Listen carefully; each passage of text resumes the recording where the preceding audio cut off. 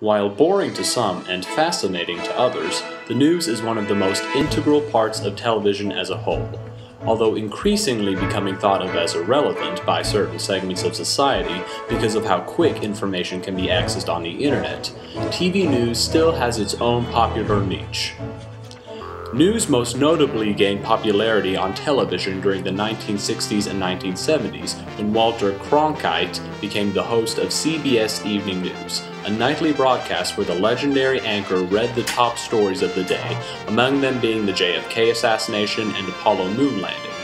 There has been an attempt, as perhaps you know now, on the life of President Kennedy. He was wounded in an automobile driving from Dallas Airport into downtown Dallas, along with Governor Connolly of Texas. They've been taken to Parkland Hospital there. At one point in his career, Cronkite became known as the most trusted man in America, paving the way for other network news anchors that would follow him in their own evening news broadcasts, including the likes of Peter Jennings and Tom Brokaw. Today, the evening news is still just as important as it was during the Cronkite era. All three major networks, CBS, ABC, and NBC, conduct nightly broadcasts.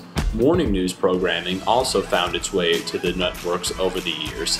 The 80s and 90s saw the rise of broadcasts like The Today Show and Good Morning America, which brought us the likes of journalists Barbara Walters, Diane Sawyer, and Matt Lauer, to name a few. The television news game was altered drastically, however, with the introduction of the 24-hour cable news channels, first brought to life by CNN in 1980. The popularity of cable news has exploded over the past several decades, mainly because the public saw and appreciated the convenience factor that cable news offered. MSNBC and Fox News entered the cable news world as competitors to CNN in the late 90s. And with those two networks came the rise of opinion journalism, made popular by personalities that include Bill O'Reilly, Sean Hannity, and Rachel Maddow. CNN managed to keep its relevancy over the years through journalistic figures like Larry King and Anderson Cooper, and today, all three networks still have their respective places in the homes of millions of Americans.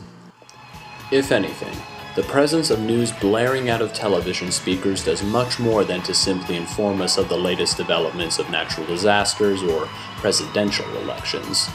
Often it is the personal closeness of the journalists who deliver the stories that draws people in, which serves as a reminder of how important television news has been throughout the past century and how it will continue to be for years to come.